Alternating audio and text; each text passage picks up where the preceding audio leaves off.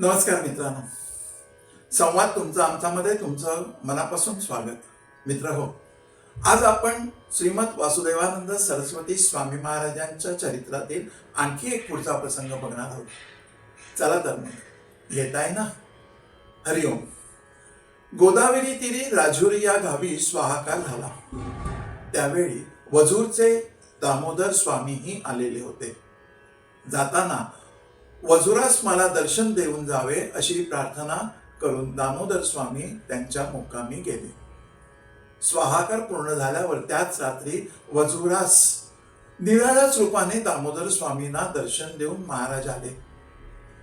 सकाळी वजुरास लोकांना ही गोष्ट कळली. वजुराहून निघून आल्यावर महाराज पिंपरीवरून आवंड्या नागनाथाचे दर्शन घेतले. 12 ज्योतिर्लिंगातील हे एक मुख्य स्थान मानलं जातं.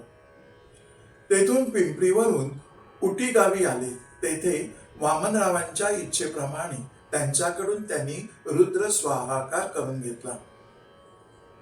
घरची मंडळी त्यांना वेडा म्हणत असत, पण त्यांची खरी श्रद्धा पाहून महाराजांनी देवांच्या खजिनातील 2000 रुपये देऊन त्यांच्याकडून स्वाहाकार करविला. त्यामुळे वामनरावांची कीर्ती सर्वत्र पसरली. या स्वाहाकारातील एकंदर व्यवस्था पाहून महाराजांनाही बराच संतोष झालेला होता. या प्रांतातील लोकांना वामनरावांच्या निमित्ताने महाराजांच्या दर्शनाचा म्हणजे कित्येकांना त्यांच्या दर्शनाचा लाभ झाला. या प्रांतात त्यावेळी निरनिराळ्या ठिकाणी एकंदर 20 स्वाहाकार, अग्निहोत्राचे 2 चातुर्मास्य याग व 2 ठिकाणी श्री दत्तपादुकांची स्थापना इतकी धार्मिक कार्ये पार पडली. या सर्व कार्यात वामनरावांचा स्वाहाकार मात्र श्रेष्ठ प्रतीचा ठरला होता. त्यांच्या श्रद्धेचे फळ त्यांना मिळालेलं होतं. याप्रमाणे त्या प्रांतात महाराजांचा संचार चालू असताना प्रत्येक गावी मोठाच समारंभ होत होता. एका गावाहून निघताना वाद्य वाजवीत मागील गावच्या मंडळींनी त्यांना वेशीपर्यंत पोचवायचे व पुढील गावच्या मंडळींनी तसेच त्यांना आपले गावी वाद्य वाजवीत आणावयाचे. असा क्रम सारखा चालू होता. असेच एकदा महाराज जिंतूरवरून पूर्णा नदीच्या तीरावरून बामणी गावी आले. येत असताना रस्त्यात एका मारुतीच्या देवळात महाराजांनी मुक्काम केला. तेथे हनुमान जयंती साजरी केली व दुपारी नंतर तिथून निघून बामणी गावी पोहोचले. तेथे ग्रहण करून 4 दिवसांनी नंतर पाथर्लीस आले. तेथे बाळेराव चौधरी यांचे एक मोठे पडीक रान पडलेले होते. तेथे शेत कोणीच करू लागल्यास तो माणूस लगेच मृत होत असे, मरून जात असे. फक्त त्यात जनावरांनीच चरावे अशीच परिस्थिती त्या ठिकाणी होती. आता याबद्दल काय करावं असा प्रश्न चौधरीने महाराजांना विचारला. तेव्हा महाराजांनी सांगितलं, या शेतात एक फकीर मयत झालेला आहे आणि तो आता जिंदा झालेला आहे. तो येथे कोणालाही पीक काढू देत नाही.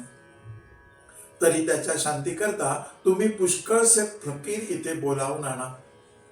त्यांच्याकडून नमाज पढवून घ्या आणि त्यांना पोटभर भोजन घाला, म्हणजे तुम्हाला पीक मिळेल. मात्र असे प्रतिवर्षी तुम्ही करावे. या सांगण्याप्रमाणे करताच ते शेत मात्र नंतर लागवडीस येऊ लागले. पाथरीहून हिंगोली वगैरे भागात जाऊन महाराज गोदातीरी गोंड या गावी आले. तेथे रेणुका मातेचं स्थान आहे. तेथे जाऊन त्यांनी वंदन केलं, तिचं स्तोत्र गायलं. त्या गावी अंबादास कायर या ब्राह्मणाने महाराजांच्या आज्ञेने महारुद्र स्वाहाकार करण्याचं ठरविलं होतं. महाराज तेथे येताच स्वाहाकाराला आरंभ झाला. त्यात चौधरी प्रभूती पाथरी मंडळी व्यवस्थापक म्हणून होती. पूर्णाहुतीच्या दिवशी शामराव चौधरींच्या घरची मंडळी दर्शनास आली होती. त्यातच त्यांची 2 वर्षाची मुलगीही आली होती. तिला एकाएकी मृत्यू आला. तेव्हा चौधरी मंडळी त्या प्रेताजवळ बसूनच राहिली. आता दक्षिणेचे पैसे तर त्यांच्याकडे होते. त्यांच्याकडे मनुष्य गेला तेव्हा ते काही आलेच नाहीत. तेव्हा खरी गोष्ट समजताच महाराज स्वतःच तेथे आले व कमंडलूतील पाणी त्या मुलीच्या अंगावर शिंपडले. ताबडतोब तिचा श्वासोच्छ्वास सुरू झाला व ती सावध होऊन आईचे स्तनपान करू लागली. हे आश्चर्य पाहून सर्वांनी महाराजांच्या नावाचा जय जयकार केला. नंतर पाथरीकर मंडळी सर्वांना दक्षिणा देऊन हा समारंभ त्यांनी पार पाडला. शामराव चौधरींनी आपले पुरोहित आप्पादेव आणि अण्णादेव यांची अरण्ये म्हणण्याची इच्छा पूर्ण करण्याबद्दल महाराजांना विनंती केली. ती महाराजांनी मान्य करून त्या दोघांनाही घेऊन महाराज गोपेगावी अरण्यात गेले. तेथे एका कडुलिंबाच्या झाडाखाली बसून 17 दिवस त्यांनी अरण्याची संता घेतली. नंतर जेथे ही संता दिली ती जमीन गवत पसरून जाळून टाकली. याचे कारण महाराजांनी सांगितलं की या जागेवरून जर कोणी गर्भिणी स्त्री, गाय, म्हैस आल्यास त्यांचा गर्भपात होईल, म्हणून ही जमीन अशी दग्ध केली आहे. तेथे असलेला कडुलिंबाचा वृक्ष मात्र गोड झाला. लोक त्याचा पाला श्रद्धेने औषध म्हणून घेऊ लागले. त्याने त्यांचे रोगही कमी होऊ लागले. याला सर्व लोक दत्ताचा लिंब असे म्हणू लागले. तेथे नवसही काही लोक करू लागली. तेथे दत्तपादुका स्थापन करून गांडाबुवास येथे ठेवावे असे महाराजांच्या प्रथमदर्शनी मनात होते. पण त्या शेताच्या मालकाने त्यांना परवानगी न दिल्यामुळे ते काही तेथे घडून आलं नाही. नंतर गुंजगावी गांडाबुवांना राहण्यास सांगितले. ते संन्यास घेऊन तेथे जाऊन राहिले. तेथेच त्यांचे मात्र नंतर देहावसान झाले. तेथे पादुका स्थापन केल्या असून मोठे दत्त मंदिरही बांधलेले आहे. येथे दरवर्षी मोठा उत्सवही होत असतो. मागे आपण पाहिलं मनुष्याच्या मनात अभिलाषा निर्माण होते आणि ती अभिलाषा पूर्ण करण्यासाठी फलश्रुतीसाठी स्वाहाकार सर्वसाधारणपणे लोक करत असतात. कारण स्वाहाकारातून फलप्राप्ती होत असते, मनोकामना पूर्ण होत असते. परंतु प्रारब्ध माणसाला कुठे घेऊन जाईल हे कधीच कोणाला सांगता येत नाही का? ते सांगताच येत नाही. केव्हा कोणती परिस्थिती निर्माण होईल हे पण लक्षात येत नाही. परंतु सामान्यतः मनुष्य आपल्या भूतकाळातच अडकलेला असतो. भूतकाळाच्या दडलेल्या आठवणीच्या स्मृतीतच तो जगत असतो व भविष्याची स्वप्ने सुखासमाधानाने तो पाहत असतो.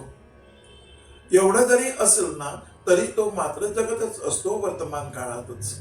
खरंय ना?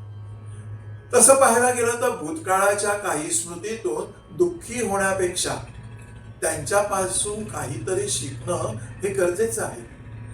कोणत्या वेळी, कुठे, कोणत्या चुकीमुळे आपण काय भोगलं, कुठे कसे आपण नुकसान करून घेतलं किंवा कधी त्यातून कसे वाचलो हे खरं म्हणजे अभ्यासून समजून घ्यायला पाहिजे.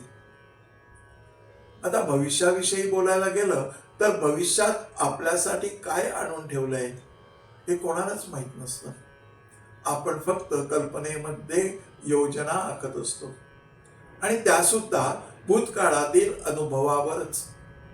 पण प्रत्यक्षात मात्र कधीतरी कल्पना या विरून गेलेल्या आपल्याला दिसून येतात पुढे मागे. पुढच्या क्षणी काय काय होणार हेही आपल्याला माहित नसतं, तरी सुद्धा आपण भविष्य काळामध्ये रंगून जात असतो. वर्तमान काळाविषयी बोलायचं तर तिथे शब्दच नाही. कारण वर्तमान काळ हा बघता बघता क्षणाक्षणाला भूतकाळ बनत असतो. म्हणून मग वर्तमान काळ मानायचे तरी कशाला? कुठच्या काळाला वर्तमान काळ म्हणायचं? कारण तिथे काळच नाही. याचाच अर्थ लक्षात आला का? आपणच आपल्या मनामध्ये वासनांची वादळं उमटवत असतो. विकारांच्या आगीमध्ये संस्कारांना खतपाणी घालत असतो. मग मन एकाग्र तरी कसं होणार हो? पण मन एकाग्र झालं की तिथे भूत, भविष्य आणि वर्तमान एकाच वेळी एकाच ठिकाणी दिसू लागतात बरं का. म्हणूनच सिद्ध पुरुष हे भूत भविष्य सांगणारे असतात. तिन्ही काळचं ज्ञान त्या सिद्ध पुरुषास प्राप्त झालेलं असतं. अध्यात्माचा मार्ग साधकाला काळचक्रातून काढण्याचा, त्याची यथास्थितीत स्थापना करण्याचा व आपण कालचक्रापेक्षा भिन्न आहोत हा दाखवण्याचा मार्ग आहे. वृक्ष फोपावला जावा, पण त्याचं सौंदर्य टिकून राहण्यासाठी नको का वाढीव फांद्या अशा छाटून टाकायला? त्या छाटून टाकाव्या लागतात, तरच तो वृक्ष चांगला दिसतो, फोपावलेला दिसतो, त्याचं सौंदर्य दिसतं. त्याचप्रमाणे संस्कारातून निघालेले मनातले विचार हे बाजूला काढून टाकावे लागत असतात. वासना व विकाराच्या रूपात अनावश्यक असलेल्या फांदा छाटणं हेच उपासनेतून घडू शकतं. त्या जीवनाच्या विकासाला बाधक ठरणाऱ्या, जीवनाचे सौंदर्य नष्ट करणाऱ्या फांदा असतात.